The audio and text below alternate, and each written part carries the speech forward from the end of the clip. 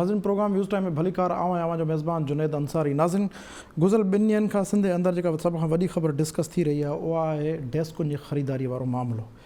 जेका मामिलो जंहिं मामले ते 2 ॾींहं अॻे असां प्रोग्राम कयो, डेस्कुनि जी ख़रीदारी जे मामले में हाणे मामिलो एतिरो सादो न रहियो आहे। गुज़िरियल ॾींहुं अॻूणे तालीम वारे वज़ीर ऐं हाणोके वज़ीर इंफॉर्मेशन सईद गनी साहब हिकिड़ी प्रेस कॉन्फ्रेंस कई जंहिंमें हुननि चयो त जेका बि ख़रीदारी थी हुई उहा सभु सिंध पेपरा रूल जे मुताबिक़ थी हुई ऐं हुननि समूरा इल्ज़ाम रद्द कया ऐं ट्रांसपेरेंसी इंटरनेशनल जी रिपोर्ट खे बि रद्द कयो। पर जेका सभ खां वॾी ख़बर हुन में निकिती उहा निकिती जंहिंमें जॾहिं सुवालु कयो वियो वज़ीर मौसूफ़ साहब खां त हुननि चयो त जंहिं वक़्तु इहो कॉन्ट्रैक्ट अमल में आयो उन वक़्तु पाण हू वज़ीर न हो ऐं उहो खातो वॾे वज़ीर सईद मुराद अली शाह वटि हो।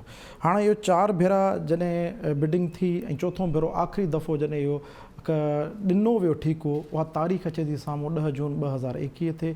जेकर उन तारीख़ जे आधार ते वठिजे त उन टाइम ते त सईद गनी साहब ई मिनिस्टर हुआ। सरदार शाह साहब ऐं सईद गनी साहब जेका प्रेस कॉन्फ्रेंस कई उन में डायरेक्टली अपोज़िशन खे बि मोरद इल्ज़ाम ठारायो ऐं उन्हनि ते इहा ॻाल्हि कई त शायदि हू उन मामले खे पॉलिटिसाइज़ करे रहिया आहिनि। पर ॿिए तरफ़ जेकॾहिं मामिलो ॾिसिजे त अपोज़िशन जे तरफ़ां अपोज़िशन लीडर हलीम आदिल शेख साहब नेब बि वञण जी ॻाल्हि कई आहे ऐं उनखां अलावा ट्रांसपेरेंसी इंटरनेशनल पंहिंजी रिपोर्ट ते क़ाइमु आहे। हींअर मामिलो एतिरो सादो न रहियो आहे। 3 करोड़ रुपयनि जो स्कैंडल हो। 6000 रुपए जी डेस्क 29,000 रुपए में ख़रीद कई वई। केरु उन कमेटी में हो, कंहिंजी मंज़ूरी थी, ज़ाहिर इन मामले ते जांच थींदी। पर इन सां गॾोगॾु जेको ॿियो अहम सुवालु आहे उहो इहो आहे त आख़िर सिंध जे अंदरि जेके बि इम्तिहान थियनि था उहे कॉन्ट्रोवर्शियल छो था थियनि। ऐं गुज़िरियल कुझु अरसे दौरान इहो ॾिठो वियो आहे त इम्तिहान थियनि था, ॾिनल सब्जेक्ट जेको सब्जेक्ट जो दाइरो तय कयो थो वञे, पोइ सोशल मीडिया ते या मेन स्ट्रीम मीडिया में इहे ख़बरूं अचनि थियूं, नौजवाननि जी तरफ़ां जेके उम्मीदवारनि जी तरफ़ां इहो क्लेम कयो थो वञे त जेके इम्तिहान में सुवाल पुछिया विया उहे सुवाल सब्जेक्ट में न हुआ, जेकॾहिं सब्जेक्ट जो हिसो हुआ त उहे जनरलाइज़ करे पुछिया विया। ऐं अहिड़ो ई हिकिड़ो इम्तिहान थियो आहे JST जो, जूनियर स्कूल टीचर्स जो, जूनियर एलिमेंट्री स्कूल टीचर्स जो, जंहिंमें बि इहा ॻाल्हि साम्हूं आई आहे त उन में कुझु सब्जेक्ट्स कुझु पोर्शन्स जेके उनखे 5 पोर्शन्स में विरहायो वियो, कुझु पोर्शन्स अहिड़ा हुआ जिन में जनरलाइज़ क्वेश्चनिंग वधीक थी आहे। इन मामले ते ॻाल्हाइण लाइ हिन वक़्तु असांखे पैनलिस्ट टीम जॉइन कयो आहे जंहिंमें शामिल आहिनि इनाम भट्टी साहब, डॉक्टर रफ़ीक चांडियो साहब, इज़हार सुमरो साहब ऐं अमर सिंधु साहिबा। सभ खां पहिरियां हलूं था इनाम भट्टी साहब। इनाम साहब, तव्हां मूंखे ॿुधी रहिया आहियो? जी जी जुनैद। इनाम साहब, डेस्कुनि वारे मामले खे अवां हाणे कीअं पिया ॾिसो? इहो छा एतिरो सादो मामिलो आहे या इन जे पोयां तव्हांखे का सियासत नज़र अचे थी? सियासत सां गॾोगॾु पूरो करप्शन जो बि हिकिड़ो मामिलो आहे। उहो सियासत कोन्हे, पर ॻाल्हि सिर्फ़ु इहा आहे त इहा हेतिरनि सालनि खां पोइ छो थी जेका आहे असां आउट थिए। 2014 में जॾहिं इहो सभु मामिलो थियो त उन वक़्तु न अपोज़िशन खे ख़बर पई, न ई ॿिए कंहिंखे ख़बर पई। ऐं हैरत जहिड़ी ॻाल्हि इहा आहे त ख़ुदि मीडिया जा जेके असांजा हेतिरा सारा हूंदा आहिनि उनजी इन्वेस्टिगेटर जेके रिपोर्टिंग करण वारा, उन्हनि खे बि कंहिंखे ख़बर न पई। ऐं हाणे जॾहिं उहा ट्रांसपेरेंसी इंटरनेशनल उनखे वञी करे फाइंड आउट कयो आहे त उन खां पोइ सभिनी खे इहा ख़बर पए थी। त मूं उन ॾींहुं बि इहो चयो त बुनियादी तौर ते सुवालु इहो आहे त सिंध असेंबली जे अंदरि जॾहिं बजट पेश थिए थी त उन बजट जे एक्सपेंडिचर ऐं इनकम जे बुक्स खां अलावा हिकिड़ो पूरे जो पूरो वॉल्यूम हूंदो आहे जंहिंजे अंदरि कंपोज़िट शेड्यूल ऑफ रेट्स जेको डिसाइड थींदो आहे।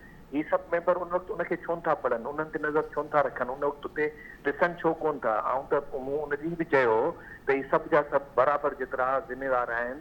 जेकॾहिं हिकिड़े गिलास जी क़ीमत मार्केट में 50 रुपया आहे ऐं उनखे जेकॾहिं सिंध गवर्नमेंट सिंध असेंबली मां उनजो रेट 5000 रुपया मुक़ररु थी कराए त पोइ हू त उनजी करप्शन त छा थियो? इहो त माना हिकिड़ो जहिड़ो लीगल तरीक़ेकार थियो। जेके हू वेज़ कढनि था उन्हनि वेज़ खे रोकण जे लाइ हिननि सभिनी नुमाइंदनि जी ज़िम्मेवारी आहे उते असेंबली जे अंदरि। तव्हां ॾिठो हूंदो हेतिरा वॉल्यूम्स खणी जेॾी महिल असेंबली में पहुचंदा आहिनि, को बि न हूंदो आहे जेको हिकिड़ो ॾींहुं अॻ में बि पढ़ी अचे, पंहिंजे पेपर वर्क चङी तरह करे अचे ऐं बुक्स खे ॾिसी अचे त हुन में छा छा करिणो आहे। सिर्फ़ु उते वेही करे पना उछलाइणा हूंदा आहिनि, फाड़णा हूंदा आहिनि, हिक ॿिए जे मुंहं में हणणा हूंदा आहिनि।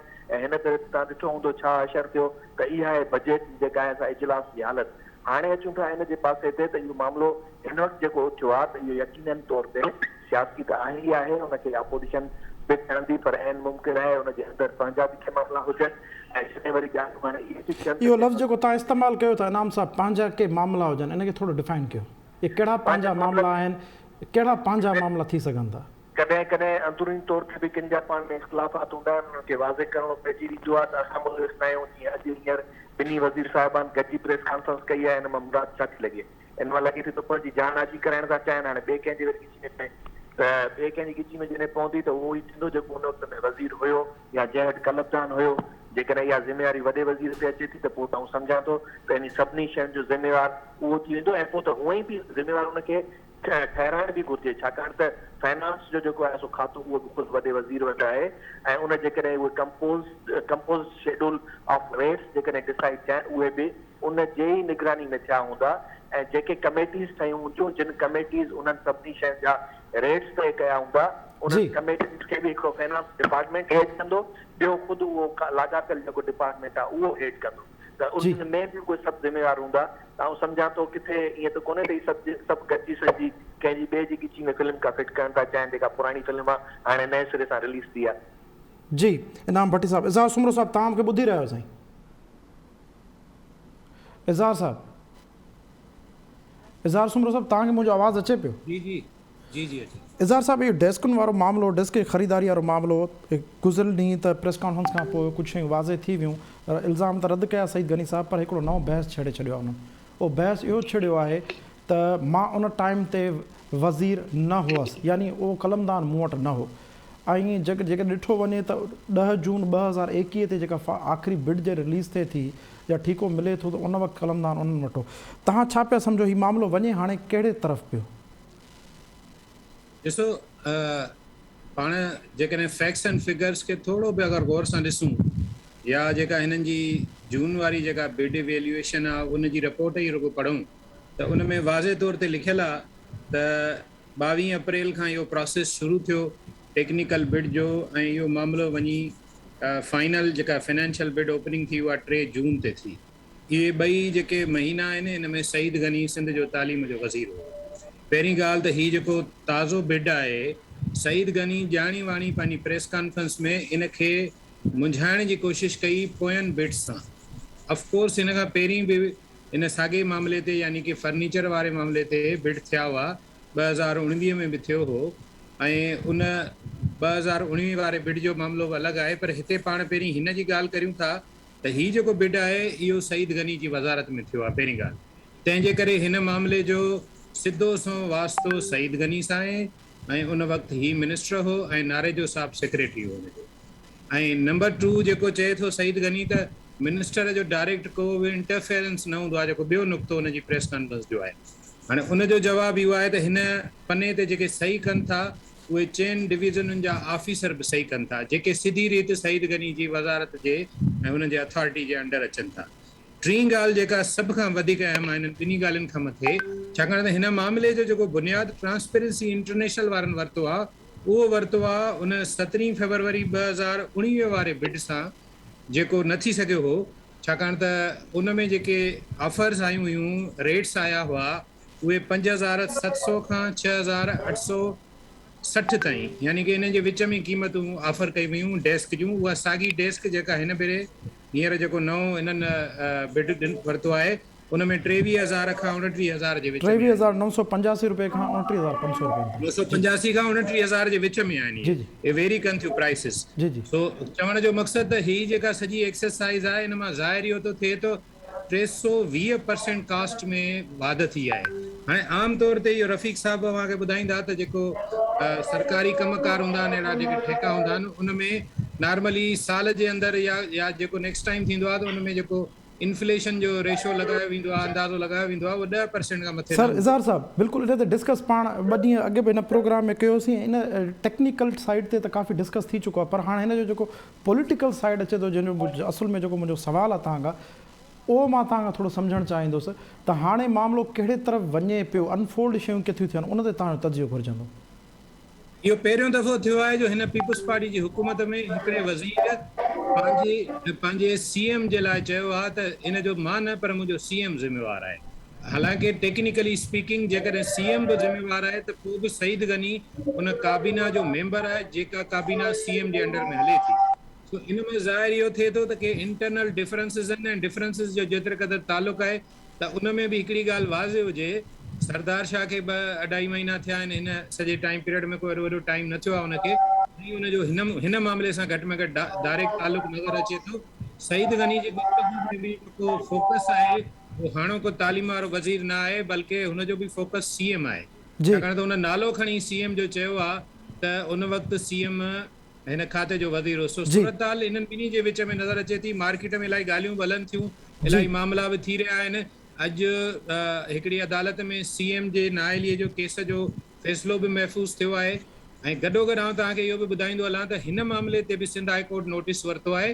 हीउ जेको डेस्कुनि वारो मामलो आहे, हिकु भेरो वरी नोटिस 2019 में बि सिंध हाई कोर्ट नोटिस वरितो हो ऐं हाणे लॻे थो त इहो मामलो अदालत ताईं बि वेंदो। जी इज़हार साहब। डॉक्टर रफ़ीक चांडियो साहब, तव्हां मूंखे ॿुधी रहिया आहियो? जी डॉक्टर रफ़ीक साहब, हाणे जीअं त टेक्निकल एस्पेक्ट ते गुज़िरियल 2-3 ॾींहंनि खां मुसलसल मीडिया में डिस्कस हली रहियो आहे। हाणे असां हुनजो हिकिड़ो ॿियो पासो ॾिसंदासीं त हीअ जेकॾहिं शयूं थोरियूं ॿिए रुख में वञनि थियूं त तव्हांजे ख़्याल में उन जो नतीजो छा थी सघे थो? अपार्ट फ्रॉम दिस त डेस्कूं ख़रीद जेके कयूं वियूं आहिनि उन ते 2 ॾींहं मुसलसल डिस्कस थियो आहे, त तव्हां छा था सम्झो त जेके बि ज़िम्मेदार फ़र्द आहिनि उन जी ज़िम्मेदारियुनि जो तयन कीअं थी सघंदो ऐं ट्रांसपेरेंसी इंटरनेशनल जी रिपोर्ट खे छा रद्द करणु एतिरो सवलो हूंदो? मां सम्झां थो त इहो जेको मसइलो आहे डेस्कुनि जो, जनरली प्रोक्योरमेंट जो, जेके वॾा डिपार्टमेंट्स आहिनि उन प्रोक्योरमेंट में इशूज़ आहिनि ऐं हलंदा रहंदा ऐं हलंदा अचनि पिया। जेको प्रोक्योरमेंट जो हीउ जेको सिस्टम आहे इहो लागू थियो आहे को हिकु ॾाको या उन खां थोरो वधीक टाइम ते वर्ल्ड बैंक वारनि जेको लागू करायो हुयो इहो सॼो सिस्टम उनखे जनरेट 2010 खां साईं, 2010 खां इनफैक्ट उन सिस्टम तहत बि उन में का मतिलबु वॾी न थी आहे। असां अहिड़ियूं बि प्रोक्योरमेंट ॾिठियूं आहिनि जेके इंटरनेशनल बिडिंग थियणी हूंदी आहे, इंटरनेशनल कंपनियूं हिते हथ जूं ठहंदियूं आहिनि, इंटरनेशनली जेके सामान घुराइणा आहिनि उन्हनि जी अॻु में वठी करे उहे कंपनियूं वरी ईंदियूं। मुख़्तलिफ़ तरीक़नि सां हिन सिस्टम खे जेतिरो जहिड़े नमूने में एब्यूज़ कयो वियो आहे त उन मां लॻे थो त उहो काफ़ी यानी सवलो बि आहे ऐं उनखे करण लाइ टेक्निकली शयूं थी सघंदियूं। हाणे सुवाल इहो तइयन जेको थींदो उन जा 2 एस्पेक्ट्स आहिनि। तइयन जेको थींदो का बि हिकिड़ी इंटीग्रिटी वारो इदारो कोई करे त उनजो इम्पैक्ट डायरेक्ट उनजी गवर्नेंस ते पवंदो ऐं अॻियां मामला बहितर थींदा। पर जेकॾहिं इन सॼी खे वरी पोलिटिसाइज़ कयो वियो, कि वरी पोलिटिसाइज़ थियण तरफ़ वञे थो त पोइ वरी अञा नाकारी कंदा, पोइ वरी ॿी जेका बि अहिड़े क़िस्म जी शइ हूंदी उन ते कंहिंजो बि एतमाद न थींदो। सो इन करे मूंखे इहो आहे त इन जो वरी पॉलिटिकल माइलेज खे ॿिए तरफ़ न वञे। बहरहाल जेका बि ॻाल्हि आहे इन जो मक़सदु इहो क़तन न हुजणु खपे त जेका बि करप्शन थी आहे, करप्शन माना टैक्स पेयर जी मनी आहे, टैक्स पेयर जा पैसा आहिनि जेके तालीम जे अहम तरीन उन्हनि में हिन वक़्तु जेका तालीम जी सूरत हाल आहे उहा ख़राब में ख़राब तरह उनजो हिकिड़ो पैसो बि ज़ीरो टॉलरेंस हुजणु खपे, हिकिड़ो टको पैसो बि बर्बाद थियण खां बचाइण लाइ कड़े खां कड़ा क़दम कया वञनि। ऐं मां वरी चवंदुसि जीअं CBI स्टाइल जेका इंडिया में माना थींदी आहे, लालू प्रसाद यादव खे बि हुन अरेस्ट कयो जॾहिं हू चीफ मिनिस्टर हुयो ऐं जीअं थियूं हुयूं शयूं उहे ॾिसणु खपनि रिगार्डलेस त केरु इन्वॉल्व आहे ऐं कीअं आहे। सो इहे 2 एस्पेक्ट्स हिन जा तमामु वाज़े तौर ते नज़र अचनि था। जी अमर सिंधु साहिबा, तव्हां छा चवंदव? ज़ाहिर आहे हिकिड़े 2 ॾींहंनि खां स्टोरी हले वेठी, काफ़ी डिस्कशन्स थिया आहिनि, हाणे इहे शयूं अनफोल्ड कहिड़े तरफ़ पियूं थियनि, ज़िम्मेदारीअ जो तयन कीअं थी सघंदो तव्हांजे ख़्याल में? ॾिसो, सभ खां पहिरीं ॻाल्हि त इहा आहे त ज़िम्मेदारी यकीनन उन ते अचे थी जेको उन जो सरबराह आहे, मिनिस्टर आहे, छाकाणि त सभु शयूं उन जे निगरानी हेठि थियनि थियूं। नंबर पहिरीं ॻाल्हि। ॿिए नंबर ते यकीनन जेके कमिटीज़ ठहनि थियूं, कमिटीज़ जा जेके मेंबर आहिनि जिन जूं सयूं थियनि थियूं उन्हनि ते बि जेको आहे सो हिकिड़ी फ़र्ज़ बणिजे थो त जेके शयूं, जेके कॉन्ट्रैक्ट, जेके प्राइसिस, जेको तय थिए थो उन तय थियल शयुनि खे जाचे चङे तरीक़े सां ॾिसी उन खां पोइ अप्रूव कजनि जेका असां मार्केट उन हिसाब सां थींदो। अक्सर असां वटि ईअं आहे त करप्शन जहिड़े तरीक़े सां त हिकिड़े त डीप रूटेड आहे ऐं ॿियो करप्शन ॾाढो हिकिड़े सोफिस्टिकेटेड अंदाज़ में थिए थी जंहिंखे तव्हां वाइट कॉलर जेका असां क्राइम चई सघो था उन में थींदो छा आहे घणे भाङे, छाकाणि त मुख़्तलिफ़ जेके आहिनि शयूं असां वटि बि थियनि थियूं, असां ॾिसूं था ख़ासि तौर ते हीअ जेके प्रोसेस हलनि था, कीअं बिड्स अचनि था, कीअं खुलनि था ऐं उन खां पोइ उन जे अंदरां जेके पन्ना कीअं तब्दील कया वञनि था। जेका सभ खां वॾो आहे त हिकिड़ी त बदनीयती ऐं करप्शन पंहिंजी जॻह ते अहम आहे, पर उन खां बि वॾी जेका मार पियल आहे उहा इहा आहे त असांजी ब्यूरोक्रेसी खां वेंदे जेका असां वज़ीरनि खां वेंदे जेके बि जेका ब्यूरोक्रेसी विच में अचे थी उहे बिना कंहिं जेका असां तयारी जे बिना कंहिं पढ़े लिखे जे जीअं साईं चयो त जेको बजट जो इजलास थिए थो त तव्हां ॾिसो था त बजट जे इजलास जे दौरान बि केरु हिकिड़ो माण्हू बि शायदि जेको असां असेंबली जो मेंबर अहिड़ो हुजे जेको अंदरां पढ़ी ईंदो हुजे हीउ जेको आहे सो पेश थिए पियो इहो डॉक्यूमेंट छा आहे। उहे जेके डॉक्यूमेंट्स आहिनि उहे डॉक्यूमेंट्स केतिरा पढ़िया वञनि था, उहे डॉक्यूमेंट्स केतिरा जेका असां थारोली ॾिठा वञनि था, टेक्निकली ॾिठा वञनि था ऐं उन खां पोइ केतिरा एतिराज़ उथारिया वञनि था। हक़ीक़त ईअं आहे, मिसाल जे तौर ते हीअ घणा मामला असां वटि थिया आहिनि। हीअ पहिरियों मामिलो न आहे, इहो केॾां वञे थो पॉलिटिसाइज़ कीअं थो थिए, जीअं जेका असां रफ़ीक साहब ॿुधायो उहो हिकिड़ो ॿियो इशू आहे। पर केतिरा ई जेके मामला आहिनि जंहिंमें जेका असां तारीख़ी हिसो हलियो वञे, जंहिंमें असांजा जेके आहिनि से तालीमी इदारा जेके वॾा वॾा इदारा उन्हनि में जहिड़े तरीक़े सां खाट लॻनि था उन्हनि खे ॾिसंदे माना इहो जेका असां चई सघिजे थो त हक़ीक़त जेके आहिनि से हिते जेके असां वटि माण्हू वेठा आहिनि उहे चंद जेके आहिनि से पोइ कमीशन माफ़िया चओ ॿी का जेका असां उनखे नालो ॾियो त हिकिड़नि जेके आहिनि से इदारनि खे, हिकिड़नि कॉन्ट्रेक्टर्स खे, हिकिड़े मुख़्तलिफ़ जेका असां चंद मंज़ूर नज़र माण्हुनि खे जे हवाले पूरा महकमा उन्हनि जा बजट ईअं हवाले थियनि था त तव्हां ॾिठो हूंदो त के गुज़रियल खां गुज़रियल जेके आहिनि कुझु अहिड़ा केस बि आया हुया जिन केसनि जे दौरान त जेका असां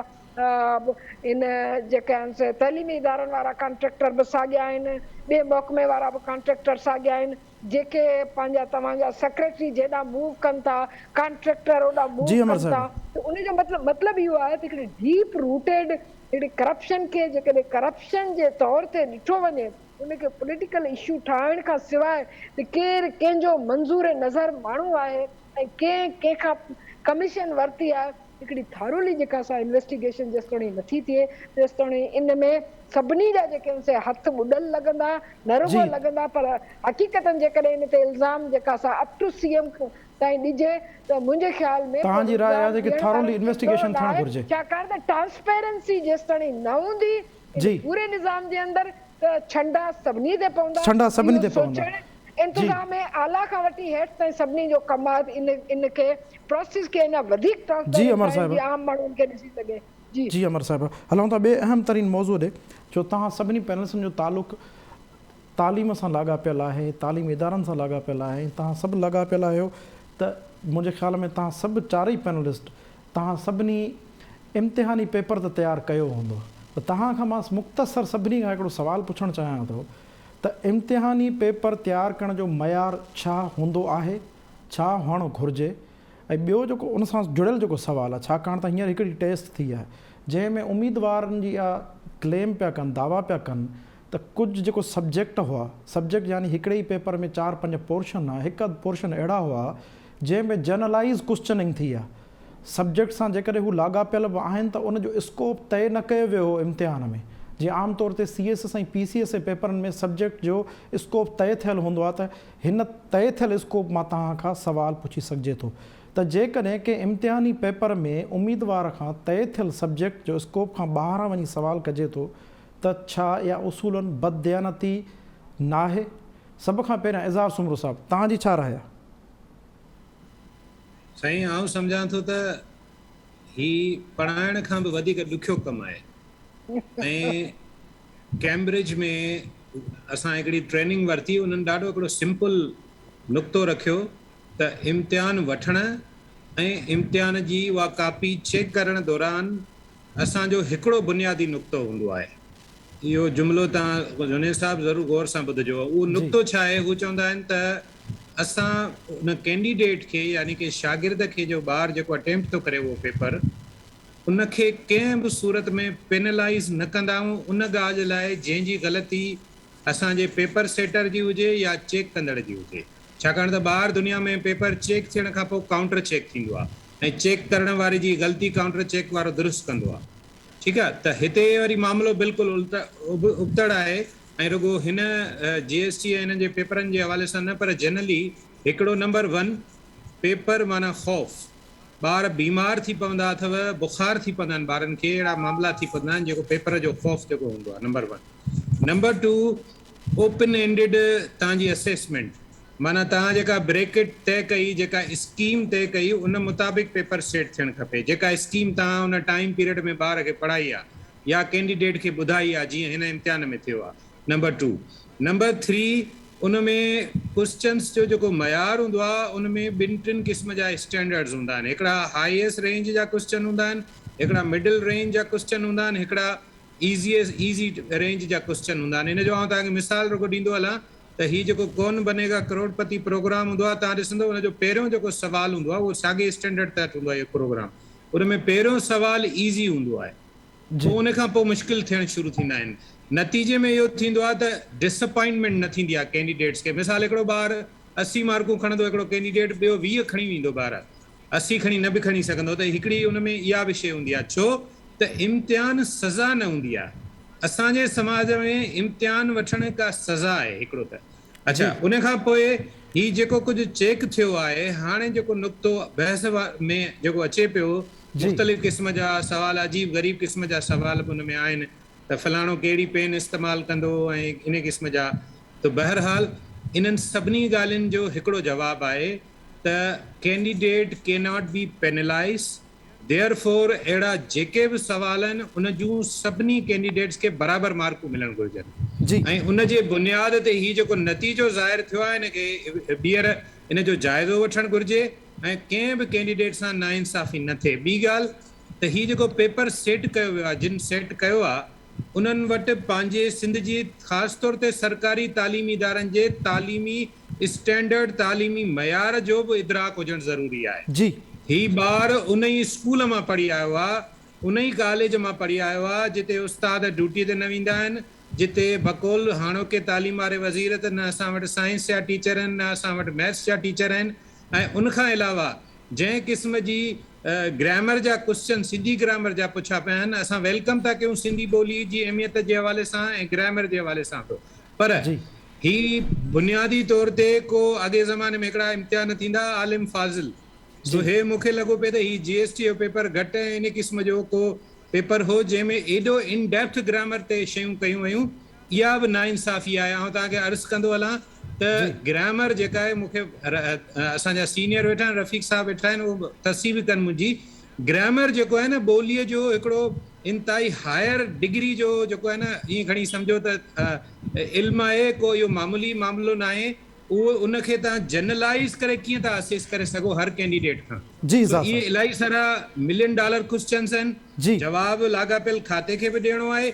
ऐं हिते आउं हिकिड़ो जुमिलो आख़िर में चवंदो हलंदुसि त हे जेके IBA वारनि जंहिं तरीक़े सां कैंडिडेट सां ट्रीटमेंट कई आहे, जो 3-4 कलाक ॿार बीठा, कैंडिडेट बीठा रहिया आहिनि ऐं पघर में शल आहिनि, ऐं उनखां पोइ चवनि था त उन्हनि जूं कापियूं जेके जवाब लिखण वारियूं हुयूं उहे बि पघर में पुसी चुकियूं हुयूं। इन क़िस्म जी ज़हनी टार्चर वारी कैफ़ियत में हुननि कहिड़ा पेपर अटेम्प्ट कया हूंदा, इहो बि हिकिड़ो सुवाल आहे। रफ़ीक चांडियो साहब, तव्हां खां मां सुवाल हिकिड़ो इहो करणु चाहियां थो। इस्लामियात हिकिड़ो पोर्शन आहे, इंटीग्रल पार्ट आहे। ज़ाहिर आहे तव्हां 5 सेट कया आहिनि, तव्हां मैथमेटिक्स रखी आहे, इंग्लिश रखी आहे, तव्हां उन सां गॾोगॾु साइंस रखी आहे। ऐं जनरली इहो पर्सपेक्टिव ठहे वेठो जेको सोशल मीडिया ते नज़र अचे थो, जे कैंडिडेट्स मैथ में, इंग्लिश में ऐं साइंस में सुठो स्कोर करे आया आहिनि। हाणे उन्हनि खे जेको घणो पोर्शन, जिन पोर्शन्स किरायो आहे, उन में आहिनि सिंधी, कंप्यूटर ऐं उन सां गॾोगॾु इस्लामियात / इख़लाक़ियात जेको ॾिनो वियो आहे, इस्लामियात / एथिक्स। हाणे जेकॾहिं तव्हां इस्लामियात में सुवाल पुटअप कंदव मज़हबी तारीख़ जे जेके 4-5 सुवाल जेके घणा आहिनि, जंहिंमें मिसाल हिकिड़ो सुवाल आहे त बाइबल जो इंग्लिश में ट्रांसलेशन कंहिं कई, या महावीर बाबति सुवाल अचे, या उन सां गॾोगॾु जॾहिं तारिक बिन ज़ियाद स्पेन ते हमिलो कयो त स्पेन जे गादीअ जो शहर कहिड़ो? Can you understand sir? Tariq bin Ziyad Spain ते हमिलो थो करे 711 में, 711 में स्पेन जे गादीअ जो शहर कहिड़ो? ठीकु आहे सर। उन खां पोइ अशोका द ग्रेट 2300 साल अॻे हिकिड़ी काउंसिल ठाहे थो, उन काउंसिल जो बनावट छा आहे? तव्हां बसि मां सुवाल मुंहिंजा कॾहिं कॾहिं मां सिर्फ़ु एक्सप्लेन कंदो आहियां, तज़ियो सर हाणे तव्हां ॾियो। जॾहिं इहा सिचुएशन कई वेंदी त मां हिन में पंहिंजो एक्सपीरियंस सां शेयर कयां न। जी सुवाल इहो आहे त जॾहिं इहे जेके एग्ज़ाम्स आहिनि न, इहे जेके MCQs एग्ज़ाम्स, इन्हनि में थींदो छा आहे? इन्हनि में ई थींदो आहे त करप्ट माफ़िया जेका असांजी वेठी आहे न, उन्हनि खे हिकिड़ा मख़सूस माण्हू आहिनि जंहिंजो तइदादु खणंदा आहिनि, जिन खे मतिलबु आहे त किथे न किथे उन्हनि खे बेनिफिट ॾियणो हूंदो आहे, पोइ उहो रिफ्लेक्ट कंदो आहे क्वेश्चन पेपर जे क्वेश्चन्स में। हिकिड़ो नंबर पहिरियों त जेकर तव्हां ट्रांसपेरेंट बिल्कुलु कंदो, तव्हांखे सही एक्सपर्ट वठणा पवंदा। उहे एक्सपर्ट जेके एक्सपर्ट न को कंप्रोमाइज़ कंदा, सुवाल न कंदा, उहे जॾहिं खणी ईंदा तव्हांजे कम जा उहे कोन्हनि खे, उहे सही शयूं ॾींदा आहिनि, उहे तव्हां नथा खणी सर मां थोरो तव्हांखे इंटरप्ट ज़रूरु कंदुसि। सर सर सर जी, ही जेके सवाल मूं अव्हां ॾाढो रखिया, तव्हांखे इहे किथे लॉजिकल लॻनि था? मां अचां थो न ते, मां अचां माना हिकिड़ो आहे त ॾुखिया सुवाल कीअं अचनि ऐं सिलेबस कीअं थिए, ऐं ॿियो आहे हिकिड़ो त जनरली हिन में थिए छा थो। मिसाल तौर ते मां तव्हांखे ॿुधायां त PCS जा एग्ज़ाम थींदा आहिनि, इन काफ़ी कंट्रोवर्शियल थिया आहिनि। हिकिड़ो बि माना ख़त आयो त यार तूं एक्सपर्ट थी असांजे इकोनॉमिक्स में, मुंहिंजो ठीकु आहे, पर पोइ मूंखे ख़बर पई त उन में एतिरा प्रॉब्लम्स आहिनि जो उहो पेपर जेको ठाहे मोकिलिबो, उहो पेपर वरी उन्हनि खे स्टूडेंट्स खे मिलण खां अॻु वरी ॿियनि जाइनि ते फिरंदो पियो। इन करे मूं रिफ्यूज़ कयो, मूं चयो मां न थी एक्सपर्ट। ठीकु आहे, इन वटि एक्सपर्ट जेके लेवल आहे इकोनॉमिक्स में, जेको मुंहिंजो सब्जेक्ट आहे फिलासफी में, जीअं मोहतरमा अमर सिंधू साहिबा वेठी आहे, ऐं जेके ॿिया दोस्त आहिनि एक्सपर्ट्स आहिनि, इनाम केमिकल इंजीनियरिंग जो आहे, इनाम साहब केमिकल इंजीनियरिंग, केमिकल इंजीनियरिंग मुंहिंजो ख़्याल PCS में आहे, ख़बर न आहे। जी जी, उन में PCS जी ॻाल्हि, जी जी साईं, जी जी। हा, त उन में उहे घटि क़िस्म जा, माना थकल क़िस्म जा, जिन जी एतिरी अपडेट न हूंदा आहिनि नॉलेज में, ऐं उन्हनि खे काफ़ी उहे खणी ईंदा आहिनि जीअं आसानी थिए उन्हनि खे। ॿियो नंबर तव्हां जेको ॻाल्हि था कयो त ॾुखिया आहिनि। हाणे ॾुखियो हुजण जो मक़सदु इहो आहे त जेको हिकिड़ी ॻाल्हि त जेका पंहिंजो सिमरत साहब ॻाल्हि कई, मां इन ॻाल्हि सां थोरो इत्तेफ़ाक़ नथो कयां त सुवालनि जी नेचर थोरी नंढी थोरी वॾी ईअं करे चओ, ऐं साॻियुनि स्कूल में आया आहिनि। सो तव्हांखे बेस्ट अमंग बेस्ट पिक करणा आहिनि, इहा ॻाल्हि ठीकु आहे पंहिंजी जाइ ते, पर तव्हां साॻिए वक़्तु हुननि जेका एनालिटिकल स्किल आहे, जेका स्किल हुननि खे उते स्कूल में ॾियणी आहे, उन खां थोरो मथ भरो करे कंदो। इन करे इन में को प्रॉब्लम न आहे, पर प्रॉब्लम इहो आहे त तव्हां अहिड़ो ट्रिकी क्वेश्चन ठाहियो जंहिंमें तव्हांजी ख़्वाहिश इहा हुजे त असां वारा कैंडिडेट पहिरें नंबर ते हिकिड़ी टेस्ट थी, उहा हिकिड़ो प्रोफेसर साहब हो, उहो डीन हो, उनजो पुटु वेहे पियो, तव्हां ख़बर छा थियो उन में थियो ईअं त उहे जेके क्वेश्चन्स हुआ, ब्रिलियंट कैंडिडेट छा कंदो, सही सुवाल कंदो न, उन की जेका हुई ABCD, उन में मिसाल तौर ते C सही जवाब आहे त की में हुन D जी शइ आहे। ठीकु आहे, जीअं माइलेज हुनजे पुट खे वधीक मिले, तव्हांखे हैरत थी उनजो पुटु टॉपर्स में आयो, माना ॿिया जेके आहिनि सभु हेठि आया, छो त हुन ग़लति सुवाल कया। त इहे मुख़्तलिफ़ ट्रिक्स थियनि थियूं। ऐं ॿी ॻाल्हि इहा आहे त IBS अखर खे सिंध गवर्नमेंट ओवरलोड करे छॾियो आहे। भला छा थिया, जेके एतिरा घणा कैंडिडेट हुआ त सिंध यूनिवर्सिटी हिकिड़ो पोर्शन मिले आहे, उहे हिते कराइनि हा, नादरन सिंध IBS अखर करे आहे। हाणे हर शइ IBS अखर कंदी त पोइ तव्हांखे क्वालिटी में प्रॉब्लम्स ईंदा, इहो हिकिड़ो वॾो प्रॉब्लम आहे। ऐं मूंखे निसार साहब पाण चयो हो, मां जॾहिं PhD में कमु कंदुसि उते आयो त मुलाक़ात थी असांजी, ऐं मां ईंदो वेंदो रहंदो आहियां IBS अखर।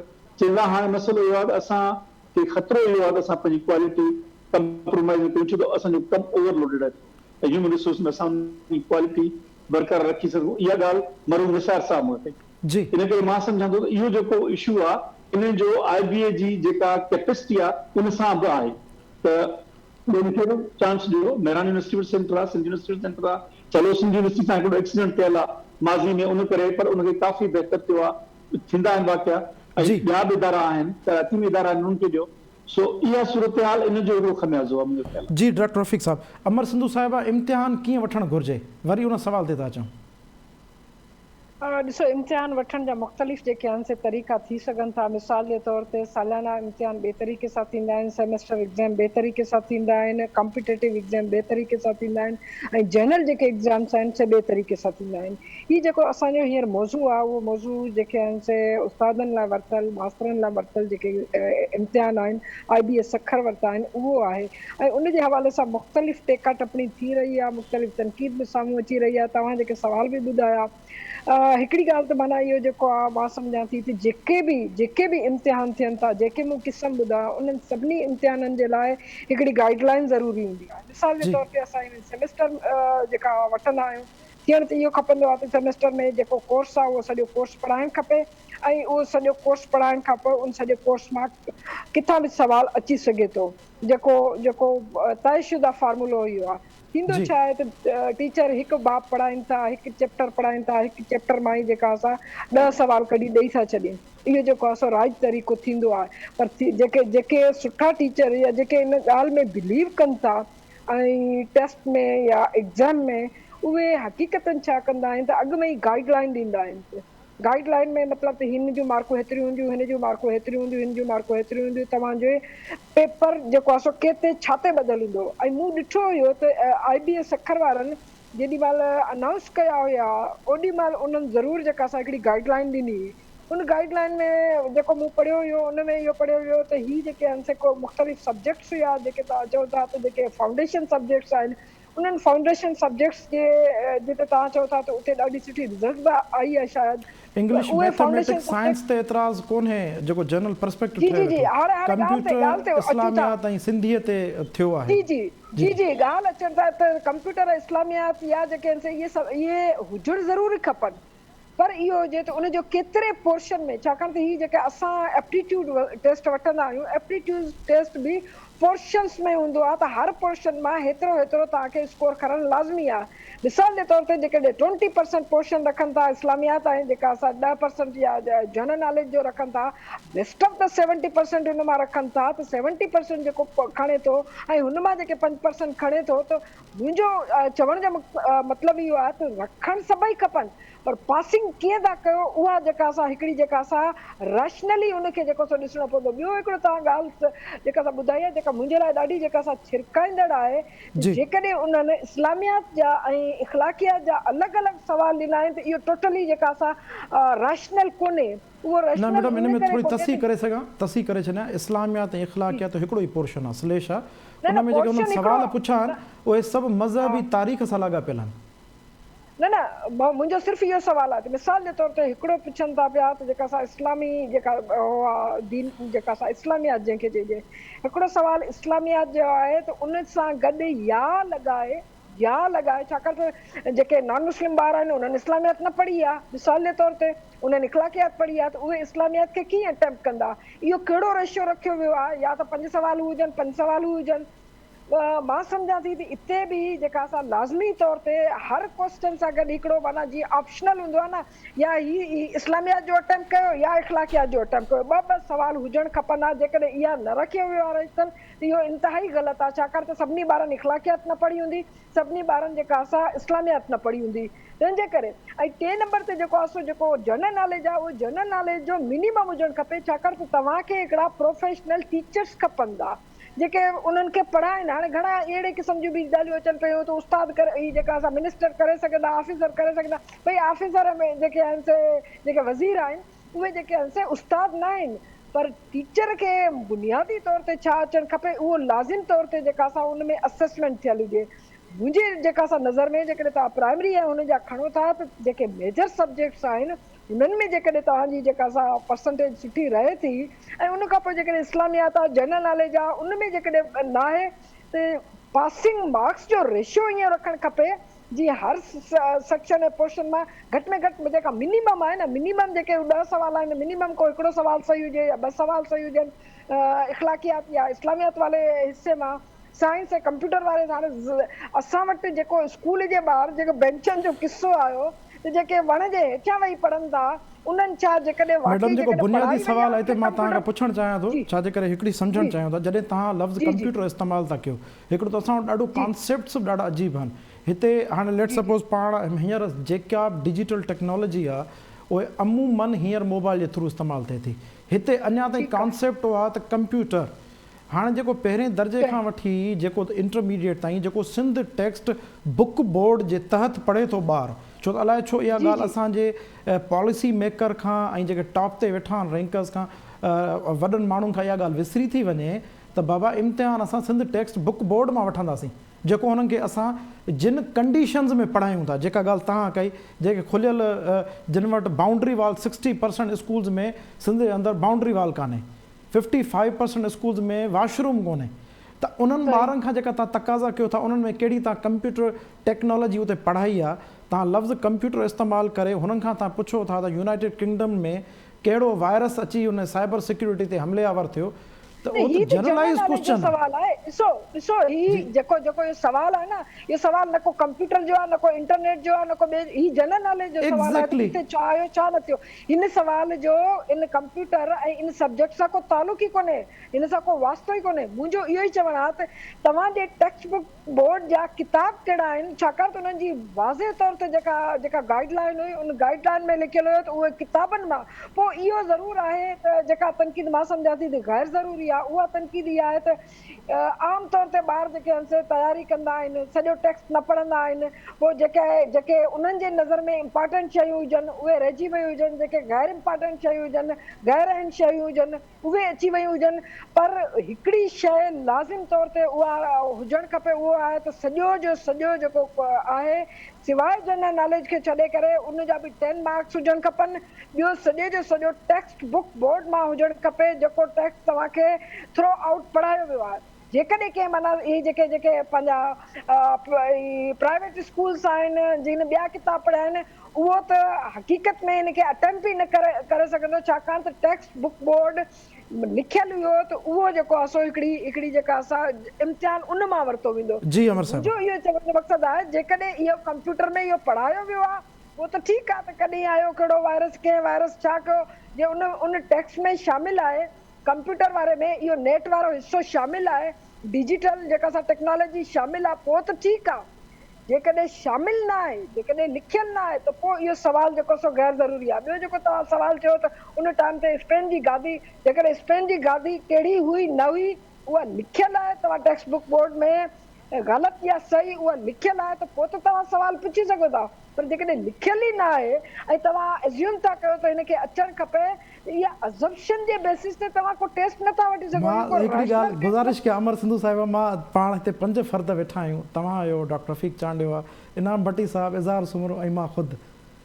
711 में तारिक बिन ज़ियाद जॾहिं स्पेन ते हमलावर थियो, स्पेन जे गादीअ जो शहर कहिड़ो, मुंहिंजे ख़्याल में पाण 5 खे बि ख़बर कान्हे।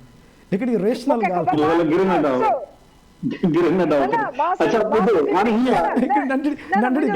ऑन द लाइटर नोट मां ॻाल्हि कयां थो, मां चवां थो तव्हां सवाल उथारियो, पर घटि में घटि हिकिड़ी ॻाल्हि इहा आहे त तव्हां उन्हनि ॿारनि खे उहो मुयसरु त कयो तालीमी निज़ाम, ऐं उनखे तव्हां उहो माहौल ॾियो, पोइ तव्हां क्वेश्चनिंग कयो।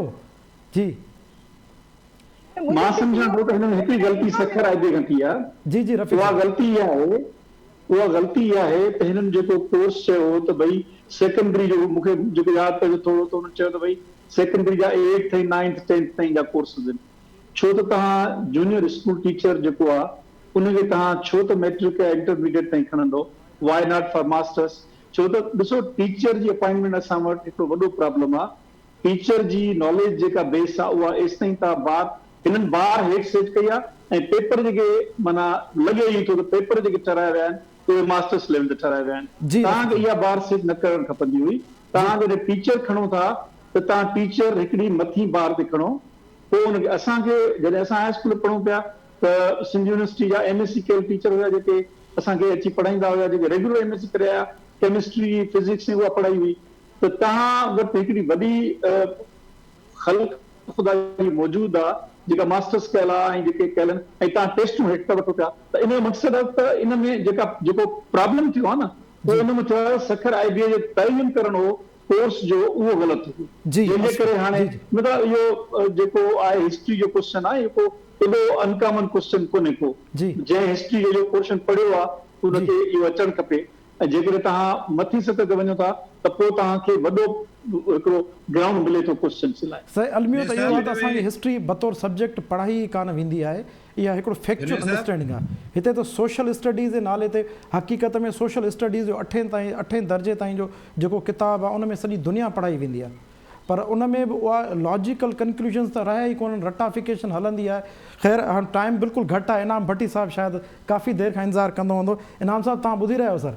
राय जुनैद, पहिरीं त सुवाल इहो आहे त इम्तिहान वठण जो मक़सदु छा हूंदो आहे, ऑब्जेक्टिविटी ऑफ एग्ज़ाम छा आहे? जॾहिं तव्हां कंहिंखे एम्प्लॉयमेंट जे लाइ ऐं बिलख़ुसूस कंहिं पर्टिकुलर एम्प्लॉयमेंट जे लाइ जॾहिं उनजी स्क्रीनिंग था कयो त उनजो पर्पज़ इहो हूंदो आहे त तव्हां वटि हज़ारे माण्हू अचनि था, उन्हनि हज़ारनि माण्हुनि मां स्क्रीन करे तव्हांखे तमामु हाई क्वालिटी जा माण्हू खणणा आहिनि जेके सुभाणे उहो जॉब परफॉर्म करे सघनि।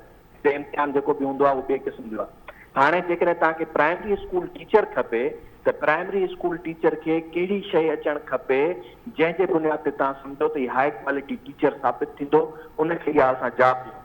उनजी स्क्रीनिंग जे लाइ बुनियादी तौर ते जेको टैक्स आहे उहो उनजे प्राइमरी सां लाॻापियल हुजणु खपे ऐं प्लस में हाईएस्ट लेवल जंहिंजी उहा क्वालिफिकेशन तव्हां रिक्वायर कई आहे त BA था चओ या MA था चओ, जेका बि हुजे उन सां रिलेटेड हुजणु खपे। प्लस में जेके बि शयूं हुजनि ऑलरेडी एडवांस में डिफाइंड हुजनि। जेको बि ॿार एग्ज़ाम में वेहंदो आहे उनखे एडवांस में ॿुधाइणो पवंदो आहे त कहिड़ा कहिड़ा सब्जेक्ट्स हूंदा ऐं उन्हनि सब्जेक्ट्स जो केतिरो केतिरो पोर्शन हूंदो। हाणे जेकॾहिं इस्लामियात जे नाले ते इस्लामिक हिस्ट्री जो सुवाल अची थो वञे त टोटली आउट ऑफ कोर्स आहे, हुनखे रिलेवेंट सम्झण ई न खपे। प्लस में जेकॾहिं तव्हां कंप्यूटर जो सुवाल ॾियो था, कंप्यूटर जे हार्डवेयर ऐं सॉफ्टवेयर जे बजाए कंप्यूटर जे जनरल नॉलेज सां रिलेटेड को क्वेश्चन आहे त उहो इररिलेवेंट आहे। त हिते असां वटि मजमूई तौर ते थिए ईअं थो त जेके बि पेपर ठाहींदड़ आहिनि उन्हनि पेपर ठाहींदड़नि खे ख़ुदि इहा ख़बर कोन्हे त असां जेका स्क्रीनिंग करणु पिया वञूं उनजो मेन ऑब्जेक्टिव छा आहे।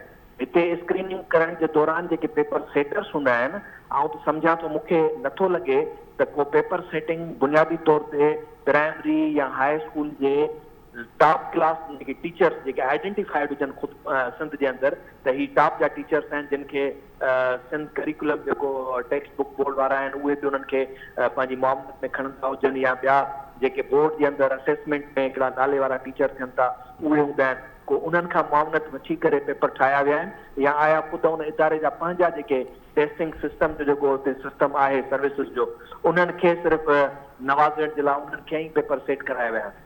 आउं सम्झां थो वॾे खां वॾो क्वेश्चन इहो आहे त स्क्रीनिंग मां मुराद इहा हूंदी आहे त ॿार जी क्वालिटी टेस्टिंग उन मां छा ईंदी, तव्हांखे हाई क्वालिटी जा ॿार खपनि।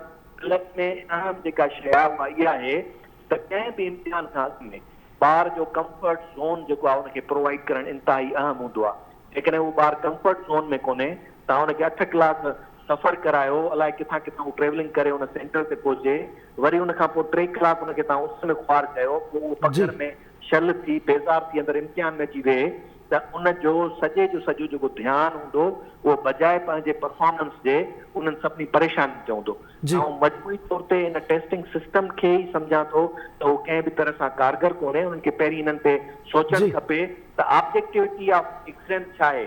जेकॾहिं इम्तिहान जो बुनियादी मक़सदु उन्हनि जो स्क्रीनिंग करे हाई क्वालिटी टीचर सिलेक्ट करणा आहिनि त पहिरीं उन्हनि खे इहो तइमु करणु खपे त उनजो तरीक़ेकार कहिड़ो आहे। बाक़ी ही जेके आम असां वटि टेस्टिंग सिस्टम हलनि पिया इहे कंहिं बि तरह सां उनजी क्वालिटी मुयसरु करण जे लाइ कोन्हनि। जी वॾी महिरबानी इनाम भट्टी साहब, डॉक्टर रफ़ीक चांडियो साहब, अमर सिंधु साहब ऐं इज़हार सुमर साहब। कोशिशि कंदासीं त टेस्टिंग जे मयार ऐं इम्तिहान वठण जे तरीक़ेकार ते वधीक प्रोग्राम कयूं, छाजे करे इहो हर घर जो मसइलो आहे ऐं हर माण्हू सां जुड़ियल मसइलो आहे। छाजे करे असां वटि इकोनॉमी जो वाहिद ज़रियो जेको हींअर ताईं सम्झो वञे थो सेफ़ रोज़गार जो उहो तालीम सां ई जुड़ियल आहे। इहो आहे त वॾो अलमियो तालीम सिखण जो नाले खां घटि ऐं उनजो मुआशी पस मंज़र वधीक आहे। बहरहाल हिते टाइम प्रोग्राम पंहिंजे टाइम जो टाइम पंहिंजी पुॼाइण ते पहुची रहियो आहे। पंहिंजे मेज़बान जुनैद अंसारी खे इजाज़त, सदाईं गॾु।